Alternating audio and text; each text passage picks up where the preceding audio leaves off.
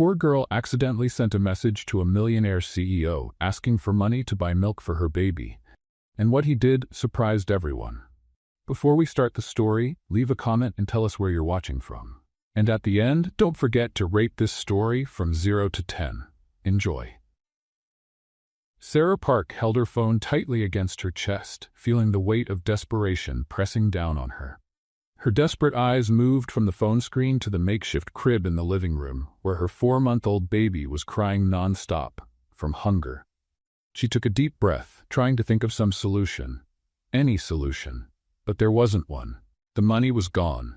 The bills were overdue, and there wasn't even a single can of baby formula left on the shelf.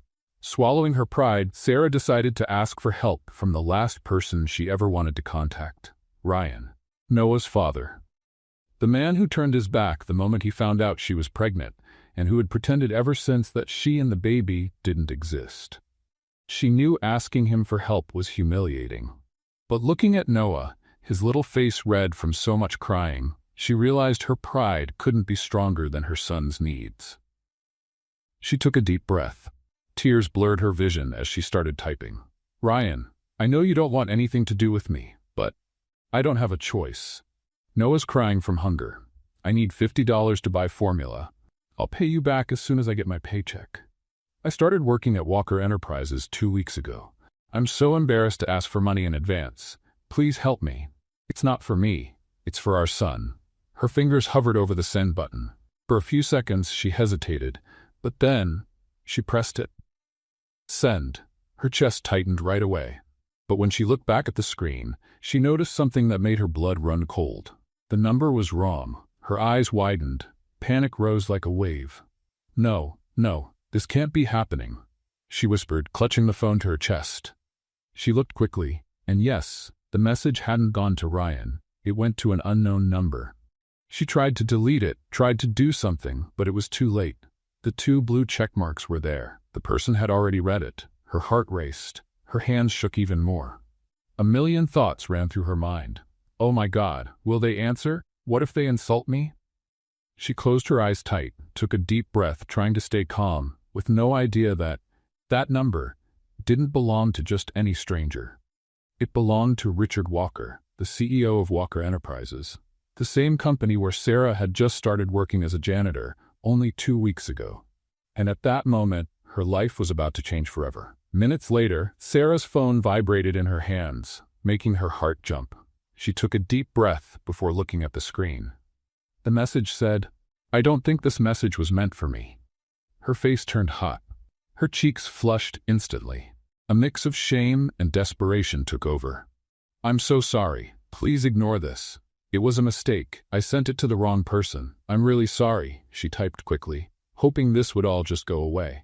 She hit send, praying that would be the end of it. But before she could even breathe, a new notification appeared on the screen. Do you really need formula for your baby? Sarah hesitated, looking at Noah in the crib, still crying softly, his tiny hands moving in the air, searching for comfort that she just couldn't give right now. She took a deep breath and answered, almost begging for the conversation to end. Please, don't worry. It was a mistake. I'll figure it out. I'm sorry for bothering you.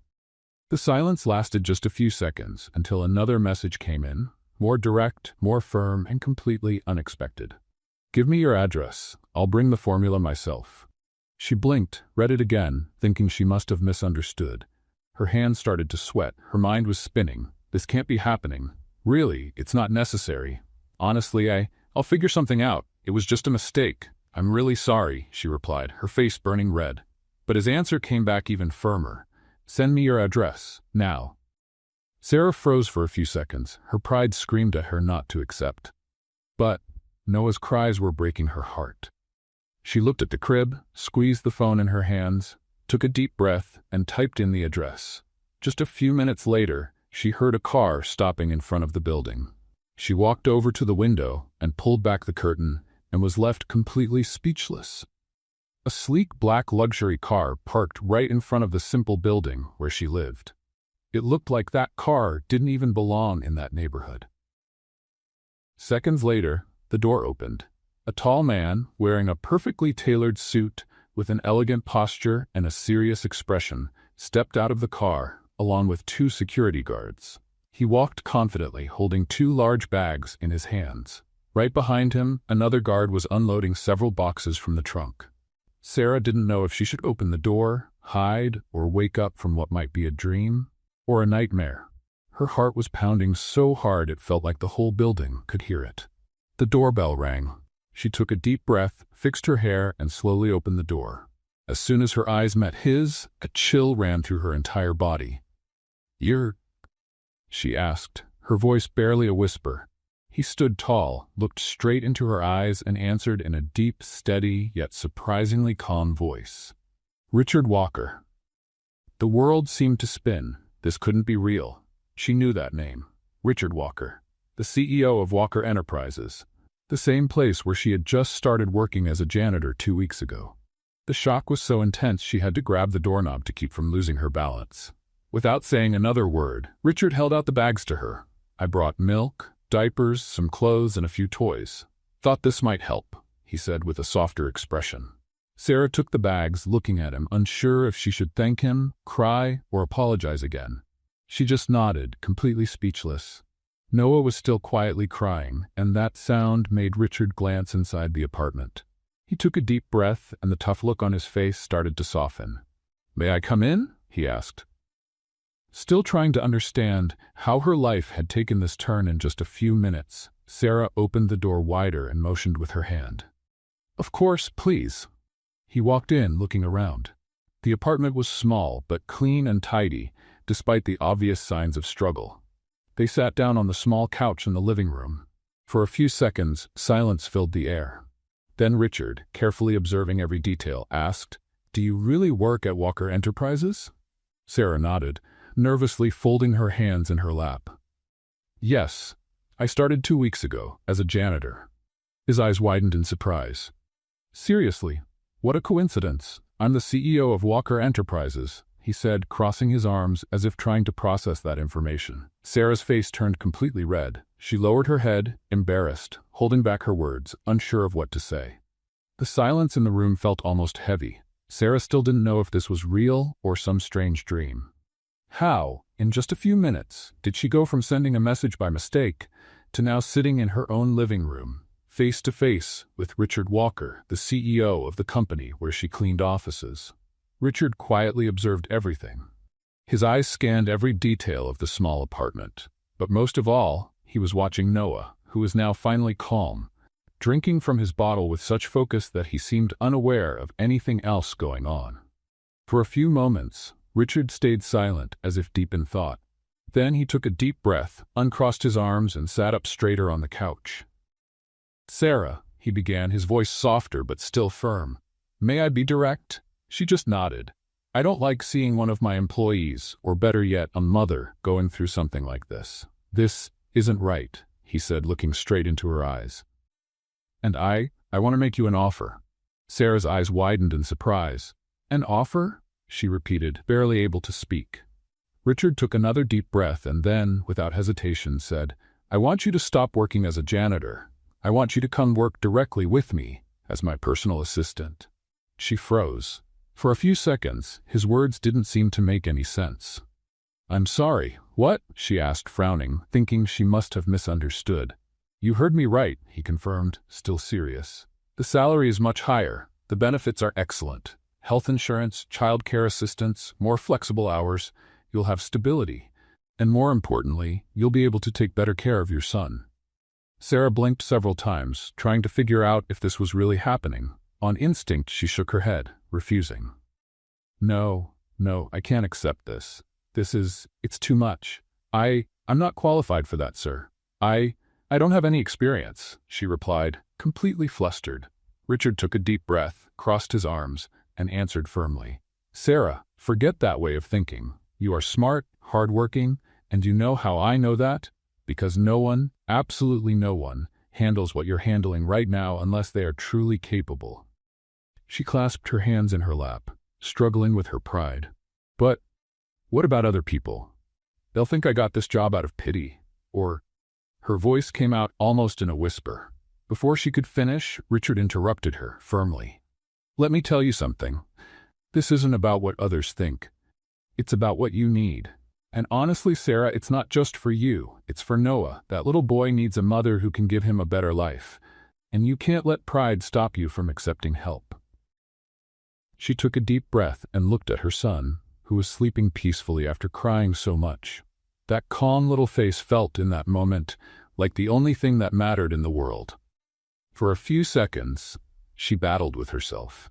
Pride tried to scream louder, but the love she felt for Noah, that was stronger. Sarah lowered her head, closed her eyes, and with a shaky voice said, "All right, okay, I accept." Richard gave a slight smile and nodded. "Great decision. Starting tomorrow, you're no longer part of the cleaning crew. You'll be working directly in my office. Don't worry, we'll train you, guide you. You'll do just fine, I'm sure of it." She took another deep breath, feeling a mix of relief, gratitude, and at the same time, a deep fear of the unknown. "Thank you, really. I don't even know what to say," she murmured, still in disbelief. Richard stood up, straightened his jacket, and looked over at Noah again. For a few moments, he just watched the baby, wearing an expression Sarah couldn't quite read, something between tenderness, nostalgia, and sadness. "Well," he said, turning back to her, "get some rest tonight. Tomorrow, at 9 a.m., I'll be expecting you at the Walker Enterprises main building. Room 28, top floor. And please," he added, giving her a slight smile, "don't be late." Sarah let out a nervous laugh and nodded. "I won't." He turned, walked to the door, and just before leaving, looked at her one last time. "You've got more potential than you think, Sarah. You just need to believe in yourself." And with that, he opened the door and disappeared into the night. As soon as the door closed, Sarah dropped onto the couch, put her hands on her face, and took a deep breath. She looked at Noah, still sleeping peacefully, and for the first time in months, she felt something she hadn't felt in a long time. Hope. The alarm went off at 6 in the morning, but Sarah had already been awake long before that. In fact, she barely slept at all. The anxiety, mixed with fear of the unknown, made her heart beat so fast it felt like it might burst out of her chest. She got up slowly, trying not to wake Noah, who was still sleeping soundly, his little face calm. As she prepared his bottle, her mind raced. She thought about everything that could go wrong, all the things she didn't know how to do, the fear of letting Richard down, or worse, losing the opportunity that could change her and her son's life.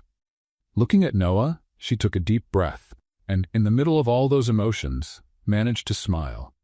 She whispered softly, like a quiet promise, "Mommy's gonna do this for you, my love. Everything for you." She took a shower, tied her hair back, and picked out the best clothes she had, a plain white blouse, black dress pants, and a pair of flats. She looked in the mirror, fixed her hair, and tried to convince herself that she was ready. It wasn't about appearance, she thought. It was about courage. At 8:30, she dropped Noah off with Mrs. Margaret, the kind neighbor who had offered to watch him. He was fine, calm, and that gave her a little more peace of mind. Soon she was walking toward the subway station. Each step felt heavier than the last, not because she was tired, but because her mind was full of doubts, insecurities, and that quiet fear of not fitting in. When she got off at the stop near the Walker Enterprises headquarters, she took a deep breath and looked up at the skyscraper that seemed to touch the sky. The building was so big, so elegant, so imposing, that she felt even smaller standing in front of it. She walked through the glass doors, trying to look confident, even though she was shaking inside. The receptionist looked up and smiled, a polite, professional smile that quickly turned curious when she heard her name. "Good morning. I'm Sarah Park. I have an appointment with Mr. Richard Walker." The woman typed quickly on her computer, and as soon as Sarah's name popped up, her eyes widened just a bit. She quickly hid it, smiling again, this time more warmly. "Of course, Miss Park. Elevator number 3, top floor, room 28. Sarah thanked him and walked toward the elevator. As she rode up, she stared at her own reflection in the mirrored panel, trying to convince herself that she could do this, that she belonged in that place, even though her heart was telling her otherwise. When the doors opened, a long hallway stretched out in front of her. Everything seemed to shine. Spotless floors, glass walls, a panoramic view of the city. At the end of the hallway, there was a door with a small plaque. "President, Richard Walker." She knocked lightly. "Come in," answered a deep, steady voice from the other side. As soon as she stepped inside, her eyes found Richard, who was standing, looking over some papers on a side table. When he saw her, he gave a slight smile and said, "Right on time. I like that." He walked over to the main desk and motioned for her to sit. Sarah did as he asked, adjusting herself nervously in the chair, her hands tightly clasped in her lap. "Starting today, you'll be working directly with me. Your job title is Personal Executive Assistant. And before you ask, yes, we'll train you on everything: scheduling, meeting coordination, travel arrangements, documents, contracts, everything involved in my professional routine." She nodded, trying to absorb every word, even though her mind was still trying to process whether this was really happening. "Okay, I'm willing to learn." Richard gave a small smile and replied, "I don't doubt that at all." He picked up a tablet from the desk, unlocked it, and handed it to her. "You'll use this to follow my schedule. Don't worry about making mistakes. Everyone makes them at first, and I have patience to teach." She smiled faintly, feeling a bit of relief, like a weight had just lifted from her shoulders. "Thank you. Really, I promise I'll do my best." The first day felt like an emotional roller coaster. Sarah was quickly introduced to the executive floor team. Secretaries, directors, analysts, all perfectly dressed, elegant, like they had just stepped out of a high-end boutique. The looks she received were a clear mix of surprise, doubt, and judgment. Whispers started the moment she turned her back. "Isn't that the cleaning lady?" one secretary whispered, hiding behind a monitor. "How is she now the CEO's assistant?" Another replied, frowning, almost in disbelief. "Something's not right here," added a third, crossing their arms.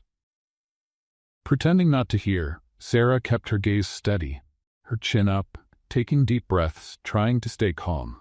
Every time she sat at her desk, every time she looked at a new screen, at a system she didn't know, her heart tightened. Everything was new. Every command, every button, every corporate term seemed more complicated than the last. But one thing became clear to everyone on that very first day. Sarah was fast. Extremely fast. She wrote everything down. She asked about things she didn't understand. She observed every detail. When something wasn't clear, she stayed late, alone, trying to learn. And little by little, she started mastering tasks she never thought she'd be able to handle. Richard, who at first had been watching her closely, soon started to relax. Little by little, he realized his decision had been more than right. "You have an impressive ability, Sarah," he said at one point, looking at her with an approving smile. "Honestly, it's admirable." She lowered her eyes, embarrassed, but smiled, feeling a bit of pride for the first time since all this had started. "Thank you. I just want to make this work."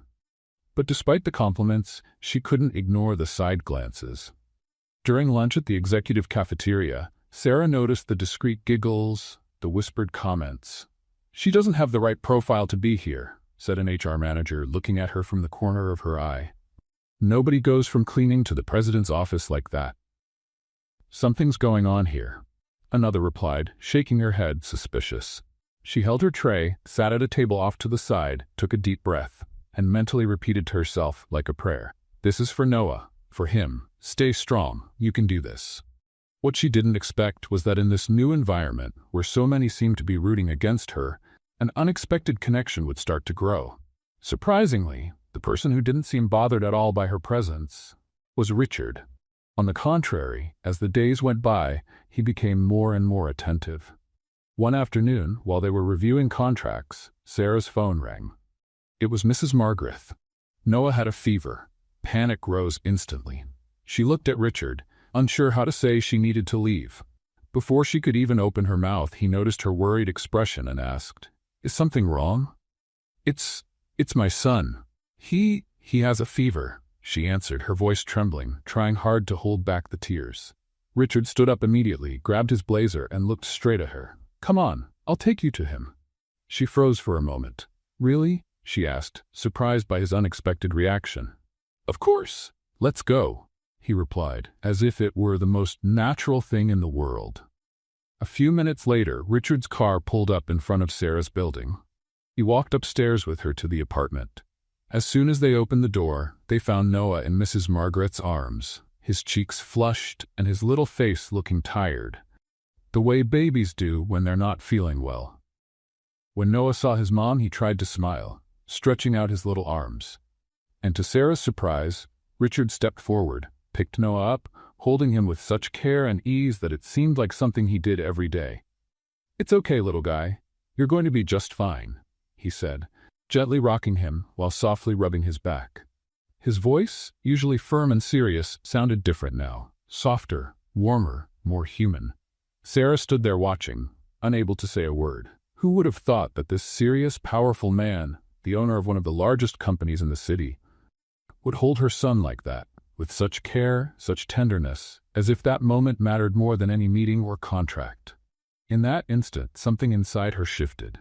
And maybe, something inside him did too, even if neither of them was ready to admit it. Minutes later, Noah was asleep in Sarah's arms, still warm with fever. Richard stood nearby, hands in his pockets, remitting out his expression serious. After a few moments, with a calm but steady voice, he asked, "Should we go to the hospital? I know a really good one, private. They're excellent. They'll take good care of Noah." Sarah held Noah tighter against her chest and instinctively curled up on the couch, feeling uneasy. She looked up at Richard and shook her head. "No, it doesn't have to be a private hospital, Mr. Walker. I can't afford a place like that." Richard crossed his arms and stared at her like she had just said the most unreasonable thing in the world.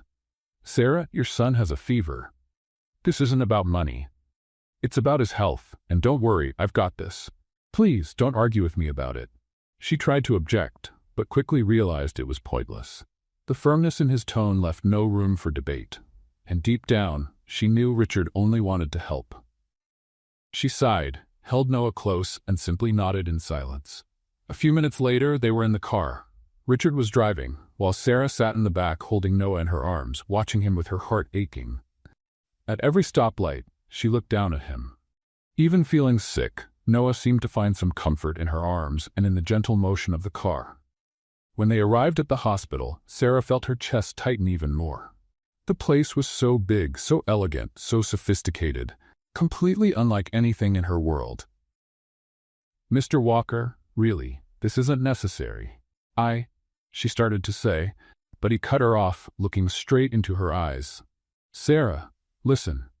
There's no more discussion about this. Come on." She took a deep breath and followed him, staring at the floor as they walked. The embarrassment was so strong it felt like everyone was watching her, though in reality the hospital staff were simply doing their jobs, used to seeing important clients every day. They were quickly directed to the pediatric unit. The doctor arrived in less than 5 minutes, a middle-aged man with a calm voice and a warm smile. He examined Noah carefully, checked his throat, looked in his ears, took his temperature, and finally hung the stethoscope around his neck, offering a gentle smile. "Don't worry, it's just a common virus. Very typical at this age. Fever, fussiness, a bit of discomfort, all completely normal. I'll prescribe some medicine to control the fever, relieve the pain, and help him rest. With some care and plenty of love, he'll be just fine in 2 or 3 days." The wave of relief that washed over Sarah was so overwhelming she had to blink several times to hold back the tears. She thanked the doctor so many times it seemed like she'd never stop saying, "Thank you." When they left the hospital, Noah was already looking much better, sleeping in his car seat in the back. Sarah stayed quiet for several minutes, staring out the window, trying to process everything that had just happened. Suddenly, Richard's voice broke the silence. "Are you okay?" She looked at him, took a deep breath, and before she even realized it, the words started coming out, full of emotion. I don't know how to thank you for all this. Really, Richard. You didn't have to help me to do all of this. I don't even know how to respond. Just thank you. Truly. This means more to me than you can imagine." Richard kept his eyes on the road but gave a small smile. "Sarah, when I told you that you could count on me, I meant it. And honestly, you don't need to thank me. Taking care of Noah, it's simply the right thing to do." She pressed her lips together, took a deep breath and looked at Noah, who was still sleeping peacefully. A faint smile appeared on her face. For the first time in a long while, she felt like she wasn't alone in the world. Then Richard glanced over at her and casually asked, "Would you like to grab a cup of coffee?" Sarah blinked, a little surprised. "Coffee?" He smiled. "Yes, there's a great little place just 2 blocks from here. It's quiet, cozy, and I think we both could use a coffee after everything." She hesitated for a few seconds, looked at Noah again, then at Richard. Finally, she nodded with a shy smile. "All right, I'd like that." A few minutes later, they stopped in front of a charming cafe, with small tables on the sidewalk and flowers in the windows. The smell of fresh coffee mixed with the scent of warm bread, creating a welcoming atmosphere. They sat at a table near the window. Noah, still asleep, was in his car seat next to Sarah. The waiter brought 2 coffees, a slice of carrot cake, and a cheese croissant, all ordered by Richard, who gently ignored Sarah's quiet protests that it wasn't necessary. Their conversation started light, easy. For the first time since they met, it didn't feel like boss and employee, just 2 people sharing a simple moment, like the world outside didn't exist. Sarah talked a little about her life, the challenges of being a single mother, how every day felt like a battle. Richard listened closely, without interrupting, looking right into her eyes, as if he truly wanted to understand every part of her story. Then suddenly, a voice from behind shattered that peaceful moment. "So this is my kid, huh?" Sarah froze. Her body went completely still for a few seconds before she slowly turned around, heart pounding so fast it felt like it might burst. There he was, Ryan, standing there with his arms crossed, a crooked smile on his face, and a look in his eyes that mixed contempt, sarcasm, and bitterness. He looked straight at Noah, then at Sarah, and finally gave Richard a quick up-and-down look, as if trying to figure out who this man was beside her. "Looks like you're hanging out with rich folks now. Who would have thought, huh, Sarah?" She pressed her lips together, held Noah tighter, and answered, keeping her voice as steady as she could. "Ryan, please, don't do this here." But he ignored her completely. He stepped closer to the table, leaning in a bit, that unpleasant grin still on his face. "I just came to meet my son. After all, he is my son, right?" The tension in the air was almost unbearable. Sarah's hands were shaking, and her chest felt tight with stress. "Can we talk outside?" Ryan said in a tone that sounded more like a demand than a request. "We need to settle a few things." She looked at Richard, silently asking for support, but deep down, she knew that if she didn't go, Ryan would cause a scene, and that would be worse. "All right," she replied, trying to stay calm. She stood up, carefully picked Noah up, and walked outside, with Ryan following right behind. Once they were far enough from the cafe, he stopped, crossed his arms, and looked straight at her. "Looks like your life's gotten a lot better. Hanging out with millionaires now, huh? Nice upgrade." Sarah took a deep breath. "What do you want, Ryan?" He shrugged, smiling. "Oh, nothing big. I just thought maybe I should go to court, file for custody of Noah. I mean, I am his father, right?"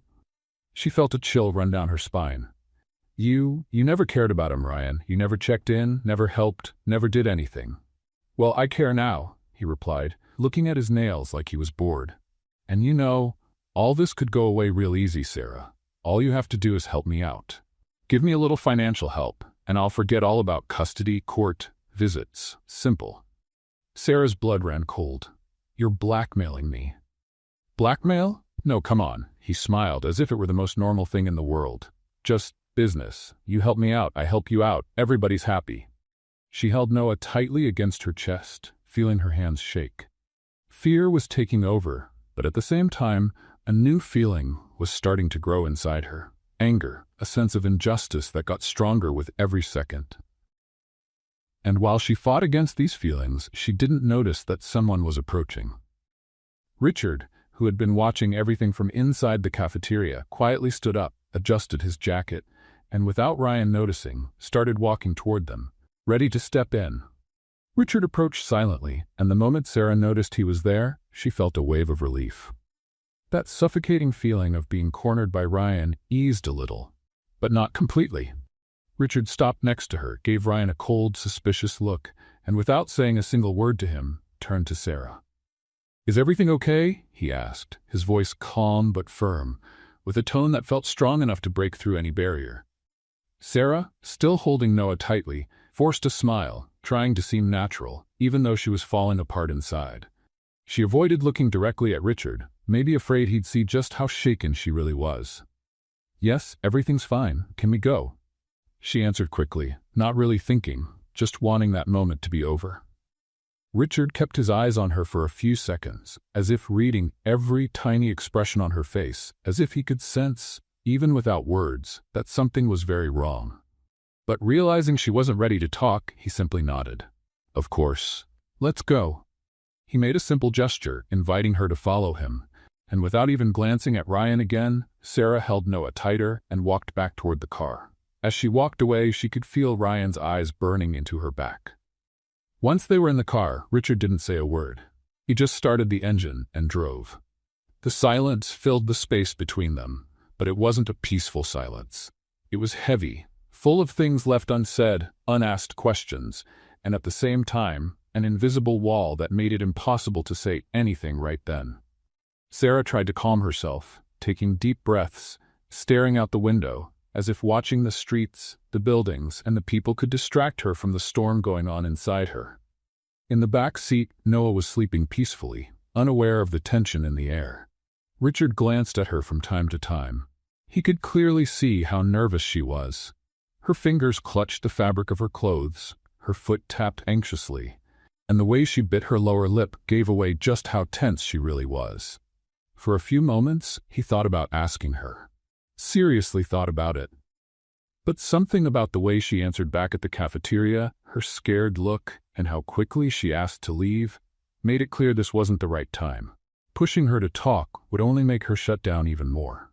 When they arrived in front of Sarah's building, he stopped the car and looked at her.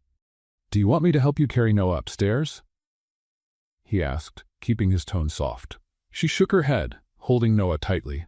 "No, it's okay. I've got it. Thank you. For today. For everything." Richard took a deep breath, kept his hands on the steering wheel, and just nodded. "All right. If you need anything at all, call me, anytime." She nodded, picked Noah up in her arms, and got out of the car. As she walked toward the building entrance, she had the feeling Richard was still watching her, and he was. He stayed there, sitting in the car, watching until she disappeared inside. But if she thought that encounter at the cafeteria would be the end of her problem, she was about to find out it was only the beginning.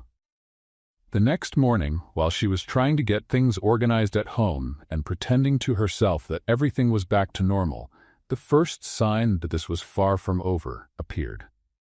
As soon as she picked up her phone to check her messages, there it was.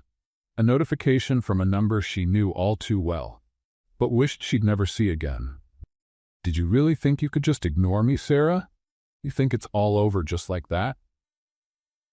Her body went cold instantly. Her hands started to shake. She took a deep breath, squeezed her eyes shut, trying to convince herself it was just another attempt to provoke her. But before she even had time to react, another message came in. "If you don't want to talk, fine. We'll handle this another way. And trust me, you won't like it." Her heart started racing. Her hands were sweaty. She looked over at Noah, who was playing innocently on the rug, with no idea of what was happening, and she felt a knot tighten in her chest. Fear took over every part of her body. She tried to ignore it, took a deep breath, put her phone away, trying to convince herself that Ryan just wanted to scare her. But as the days went by, she realized it wasn't just that. Ryan was serious about his threats. She started noticing strange things. An unfamiliar car parked at the corner near her building, always at the same time. A man she recognized from a distance, one of Ryan's friends, someone she knew wasn't trustworthy, walking down the street, staring straight up at her apartment window. The messages kept coming. "I told you, if you won't do things my way, we'll settle this in court. And you know I can make your life a living hell, Sarah. So, you're hanging around with rich folks now, huh? Well then, give me some money, and I'll disappear." Every message felt like a stab in the chest. And with the fear came anger. How could someone be this cruel? After being gone for so long, how could he come back just to take advantage of her? And that same week, as if dealing with Ryan wasn't enough, another problem showed up.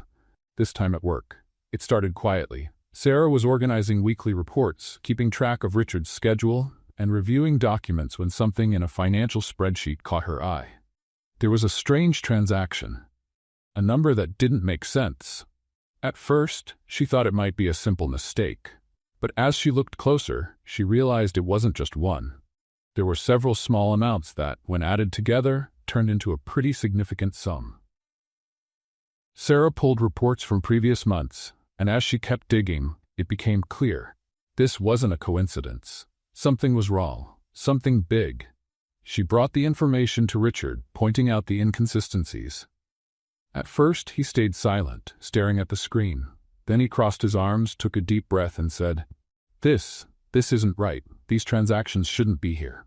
Immediately, he started pulling more data. With every file he opened, more red flags showed up. Small transfers to unknown accounts, payments that weren't properly recorded, invoices with no explanation.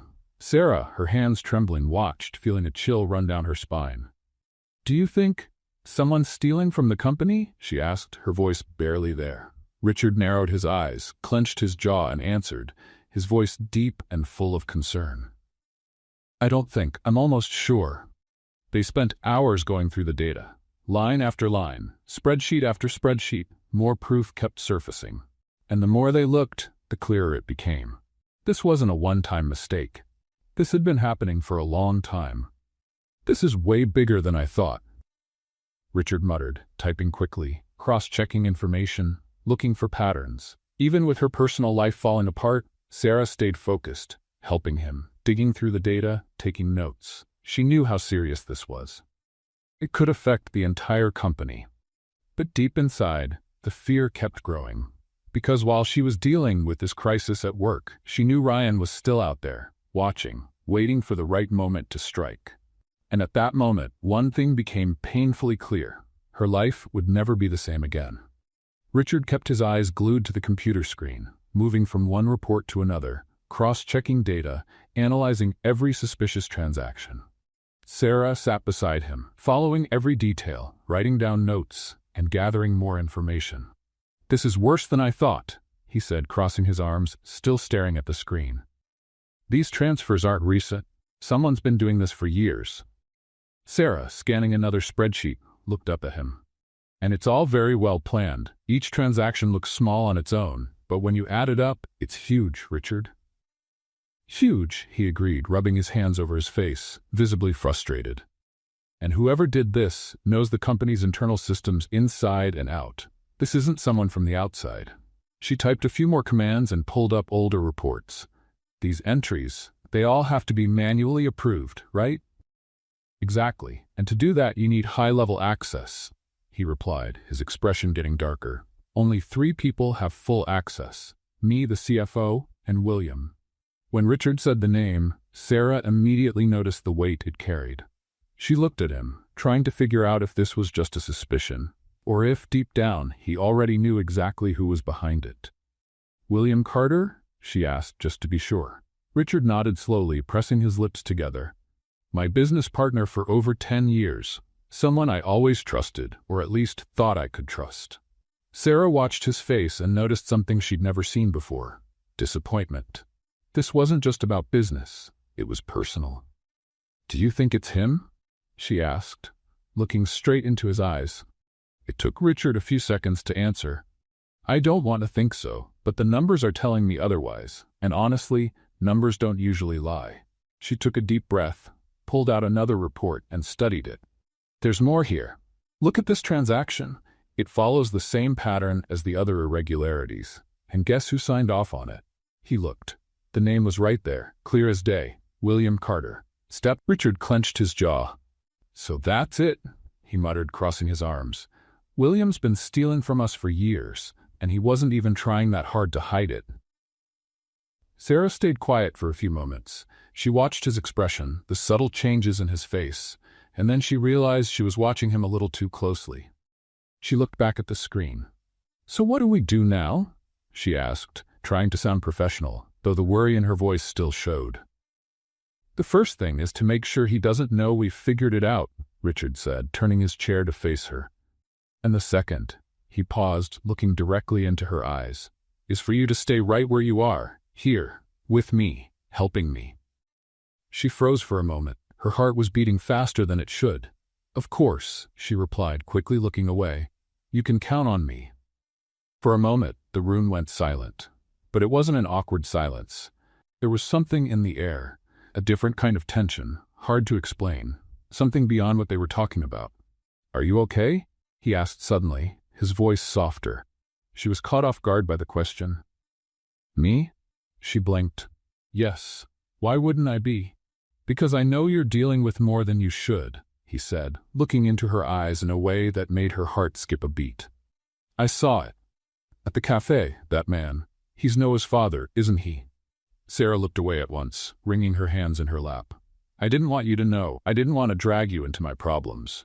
"Sarah," he leaned in slightly, his tone calm but firm, "you're already part of my life, whether you like it or not, and if someone's threatening you, following you, that's my business too." She took a deep breath, pressing her lips together, fighting the urge to fall apart right there. But she couldn't let herself seem weak. I'm trying to handle it, Richard, really. "You don't have to handle it alone," he said, folding his arms and locking eyes with her, making sure she heard every word. "I'm here. I'm not going to let anyone touch you, or Noah." Their eyes met.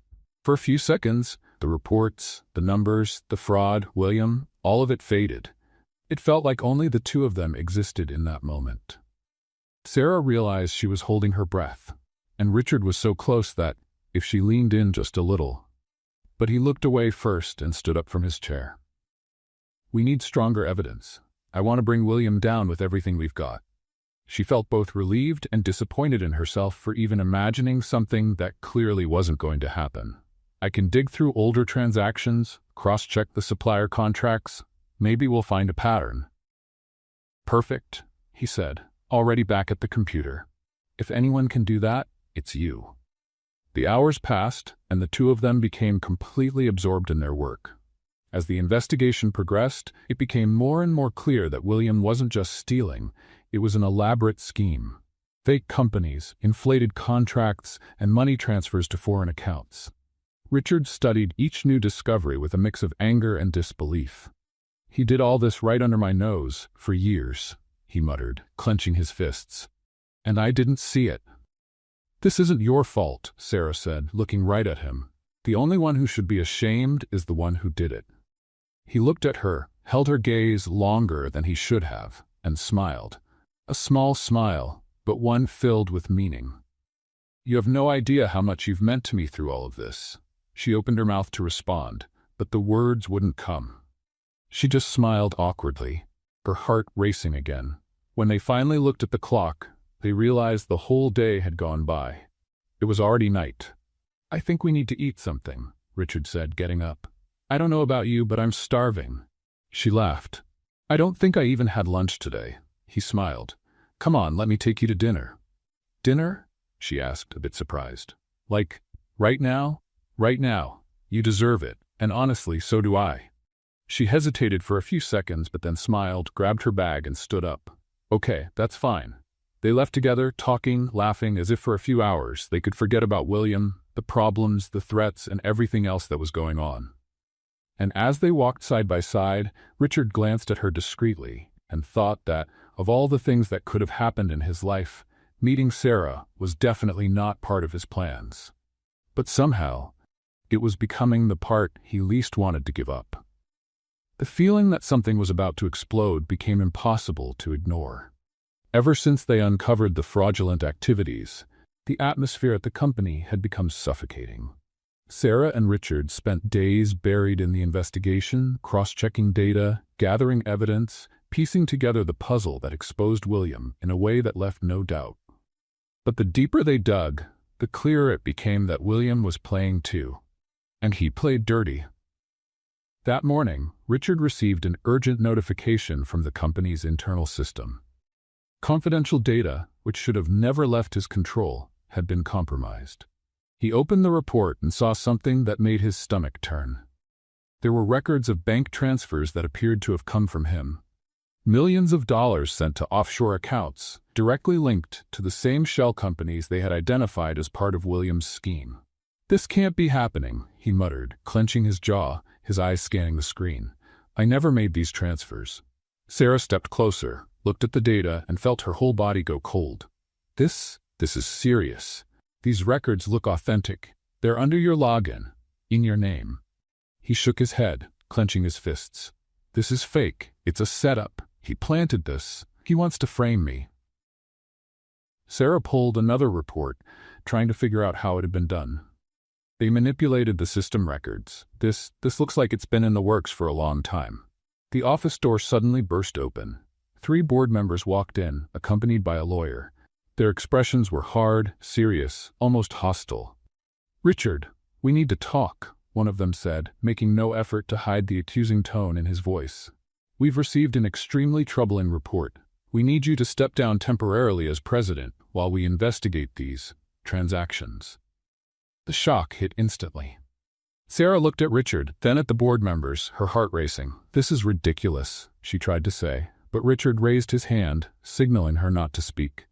He stood up from his chair, crossed his arms, and stared at the men. "Do you really believe I'd steal money from my own company?" The lawyer held a folder thick with documents. "The evidence is strong, Mr. Walker. It's in the system, under your authorization."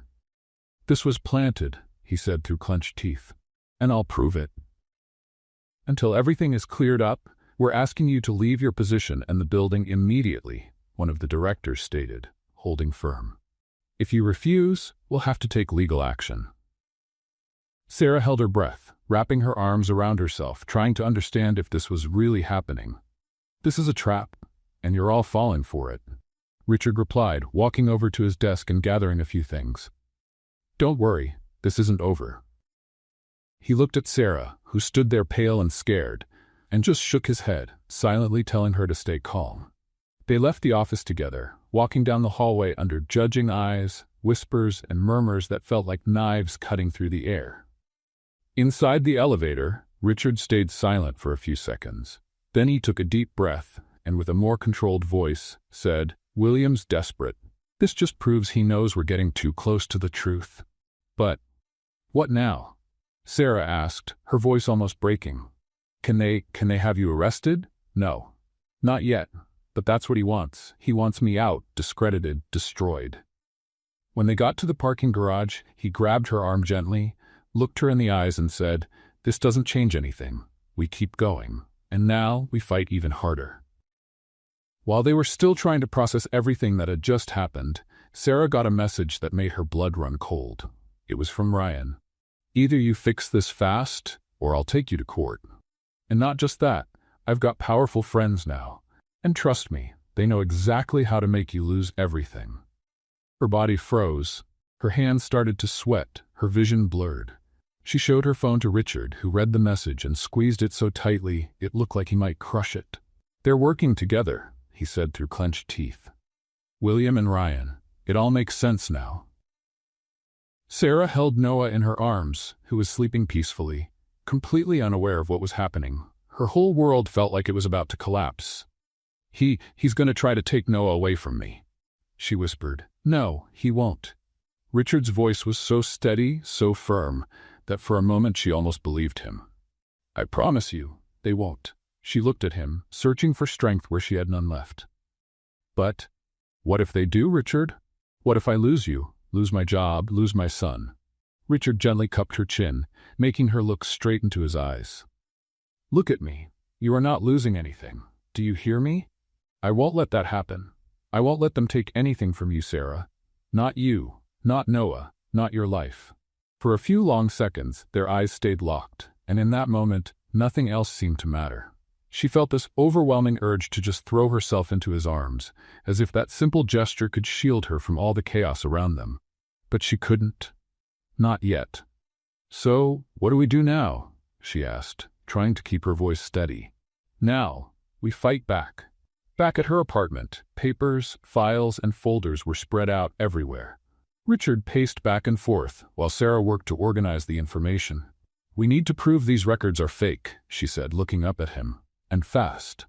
"I agree. And more than that, we need to expose William before he has a chance to do anything else." "And what about Ryan?" she asked, gripping her phone tightly, staring at the latest string of threatening messages. "He's using this to pressure me." Richard stopped pacing, walked over to her, and held her hands. "Sarah, look at me. He's not going to take your son away from you.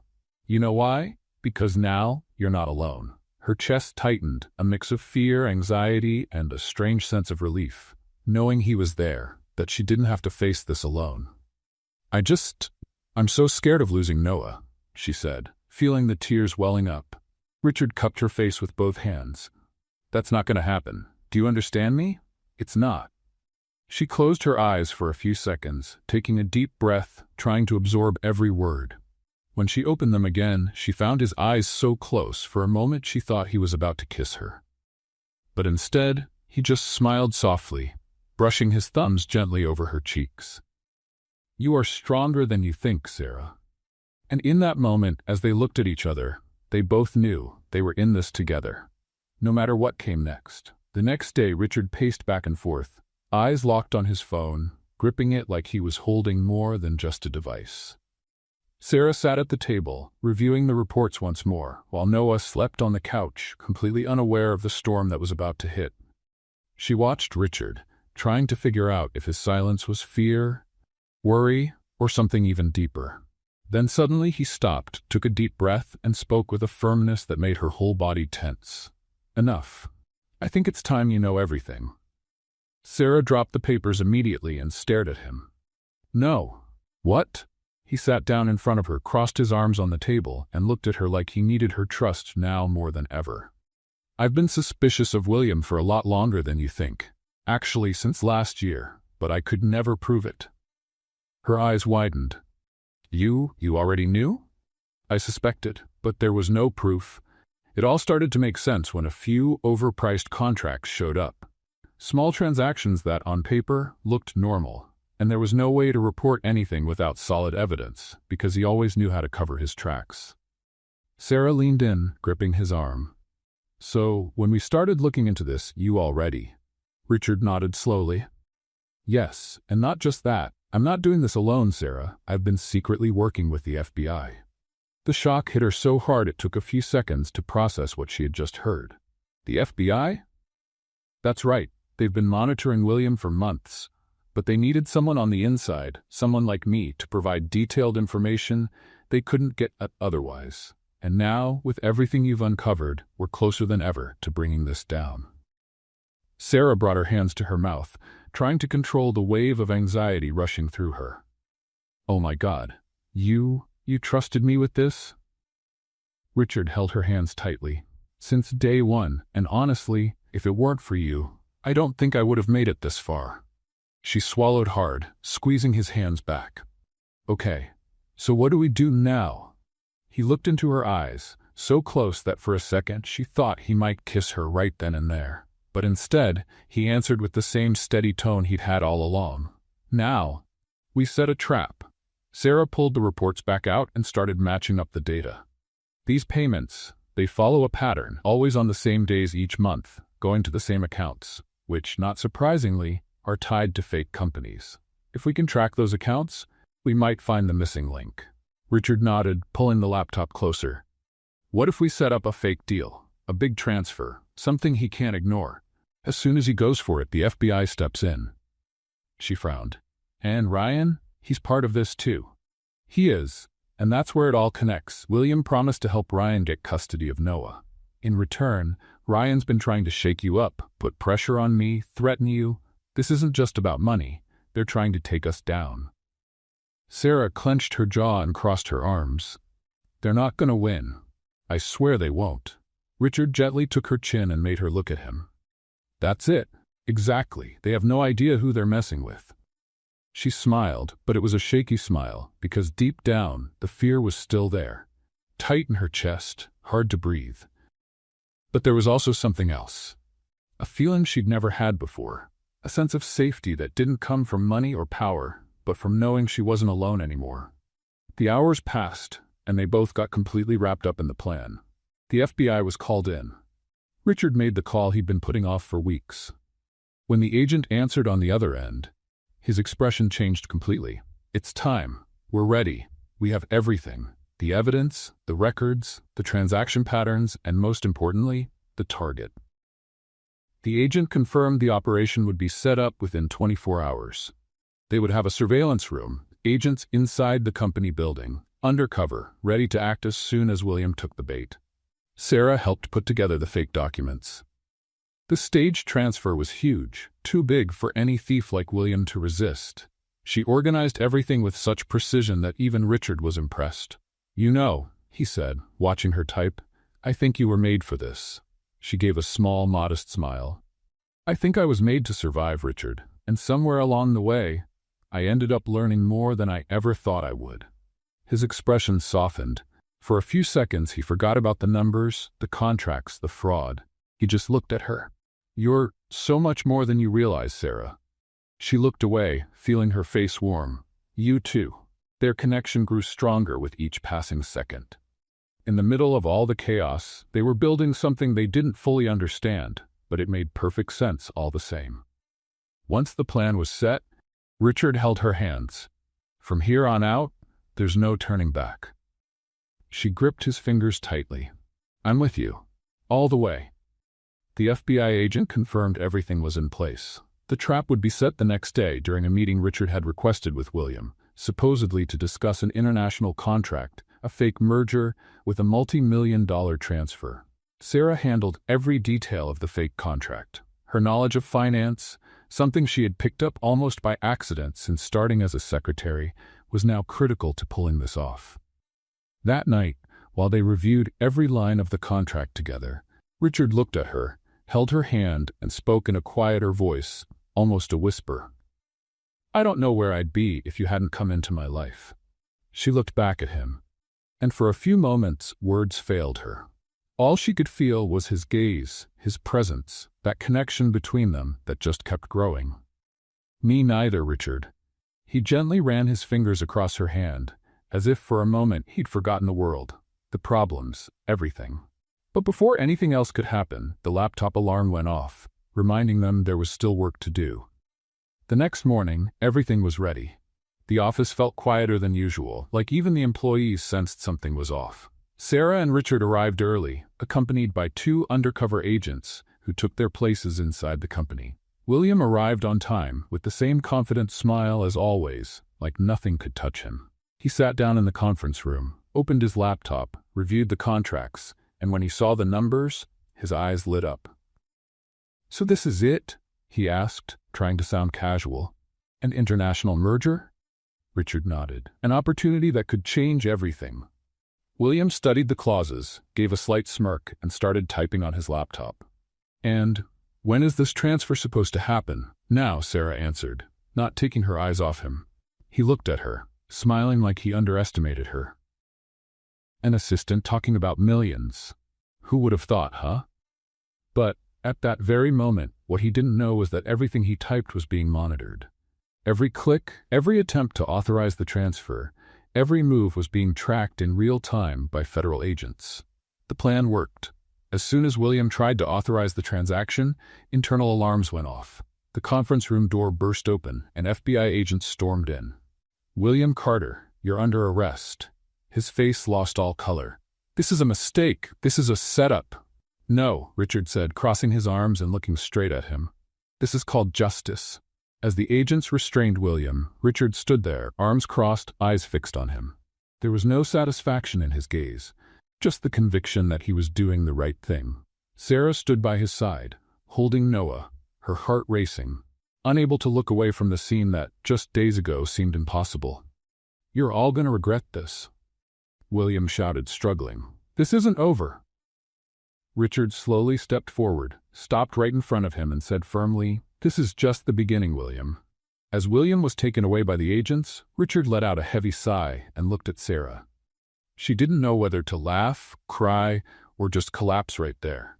It all felt so surreal. "We did it," she whispered, with a smile that was part relief, part disbelief. Richard didn't answer right away. He just reached for her hand, squeezing her fingers so tightly she could feel how hard this had been on him too.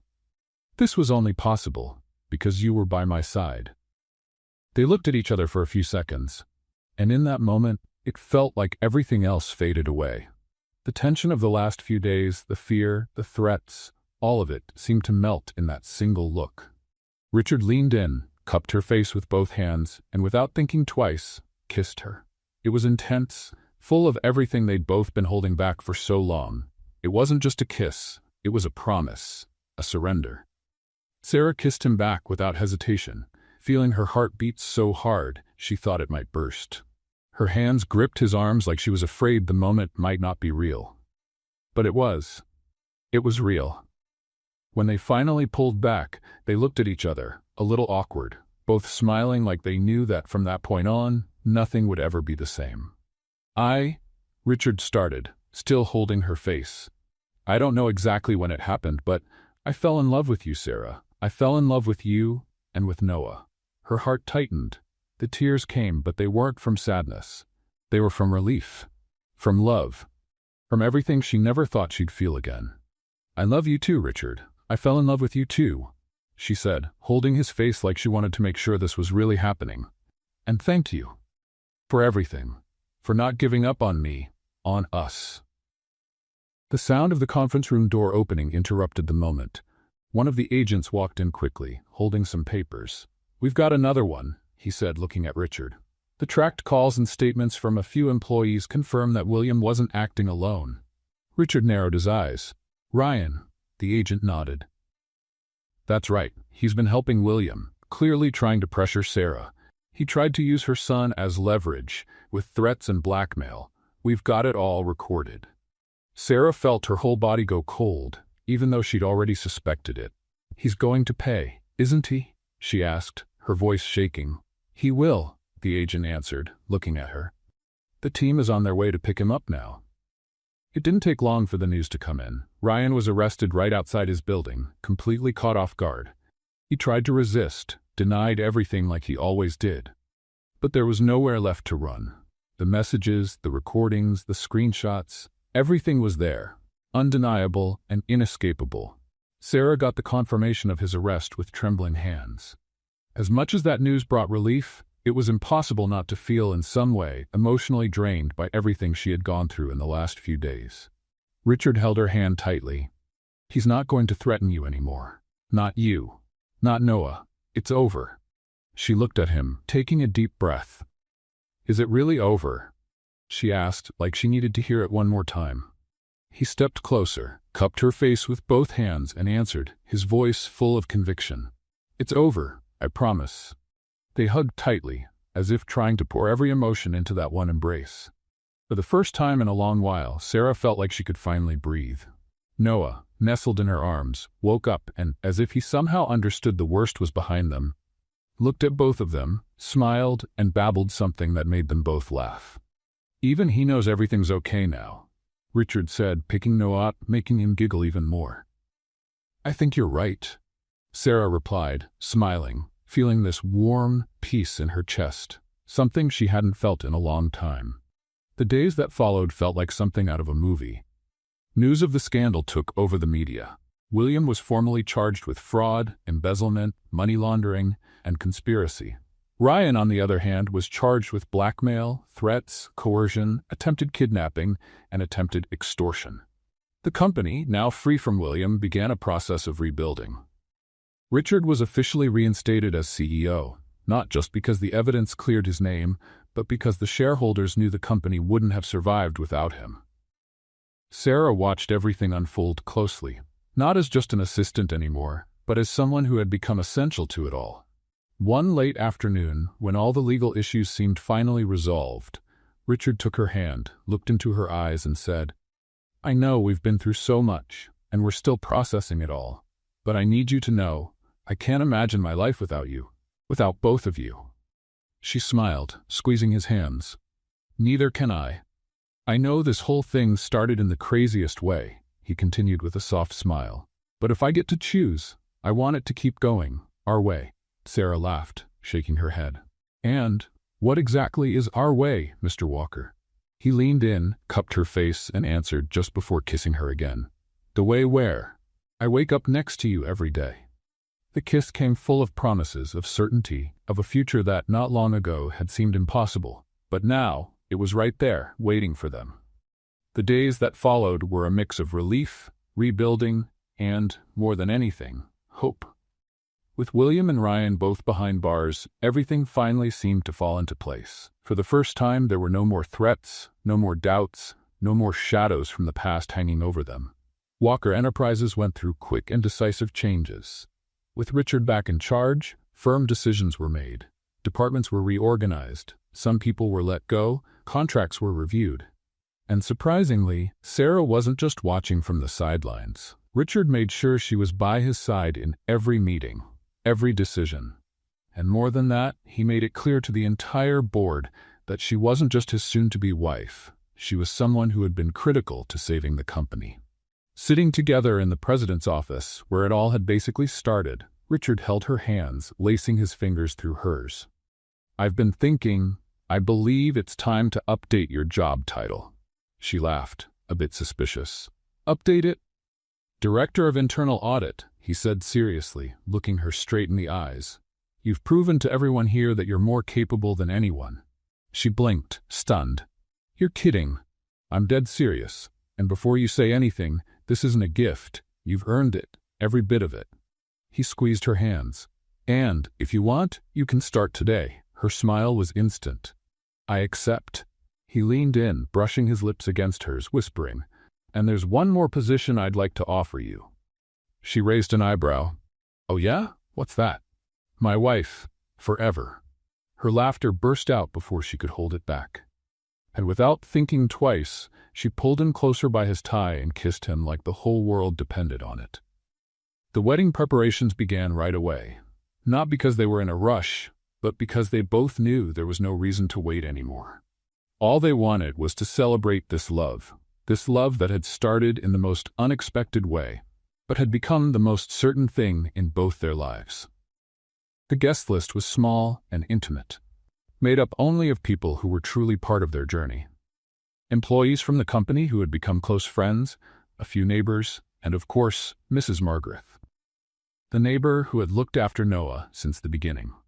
She was more emotional than anyone else there, as if she were family, and in many ways, she was. On the morning of the wedding, Sarah stood in front of the mirror, looking at her reflection. For the first time in her life, she felt like the person she was meant to be. Not the girl who fought against the world, not the cleaning lady who held back tears just to make ends meet. She was a woman who had made it, a woman who was loved. When the doors opened and she saw Richard at the altar, her eyes filled with tears. He was standing there, smiling as if the whole world had paused for that one perfect moment. Noah, dressed in a little suit, walked down the aisle carrying the rings, looking very serious, though he drew laughter and a few tears from everyone around. Richard never looked away from her, not even for a second. And when she reached him, he took her hands and held them tightly, as if making a silent promise that nothing would ever come between them. The officiant smiled before beginning. There are stories that seem to be written by chance, but in truth, they're living proof that love always finds a way. Sarah felt her chest tighten. When she looked at Richard, she saw he felt the same. He was holding back tears too, but smiling like he knew, deep in his heart, that this was the best day of their lives. When it came time for the vows, Richard gently held her face, ignoring everyone else, and spoke softly, just to her. "I promise, in front of everyone, but most of all in front of you, to love you, protect you, and make you happy for the rest of my life." Sarah took a deep breath and held his hands. "I promise to love you on all the easy days, but especially on the hard ones. I promise to be your peace, your strength, your home, and I promise that as long as I live, you'll never be alone again." As they exchanged rings, the world seemed to disappear. All that remained was their love. And when the officiant said, "You may kiss the bride," they kissed as if it were their very first kiss, and the most important one of their lives. The reception reflected who they were, full of joy, love, and lightness. Richard danced with Noah in his arms, while Sarah laughed watching them, thinking that if there was such a thing as perfection, this was it. Later, during a quiet moment, while the guests were distracted, Richard took her hand and led her out to the garden, glowing with hundreds of tiny white lights. He gently pulled her closer. "You know, I don't think I've ever been as happy in my life as I am right now." She smiled and touched his face. "Me neither." "I'll never get tired of saying this, Sarah." He leaned in closer, their noses touching. "I love you. I love you more than I ever thought I could love anyone." She held onto his jacket, smiling. "And I love you, Richard. You and Noah are my life, my home, my everything." They kissed there, under the lights, knowing this wasn't the end of the story. It was the beginning of everything. Then Noah's voice rang out, "Mom, Dad!" And they laughed. When they turned to look at him, holding a piece of cake almost too big for him to carry, they laughed so hard they felt like kids again.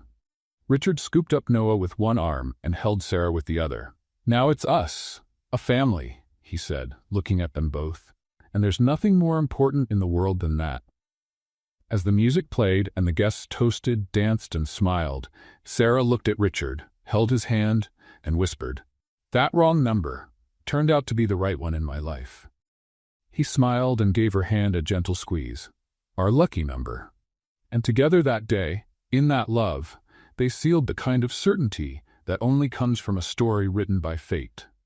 What did you think of Sarah and Richard's story? Leave your thoughts in the comments. On a scale of 0 to 10, how would you rate it? Subscribe to the channel and turn on notifications so you don't miss any of our stories. And click here at the end of the video to watch more touching moments like this one.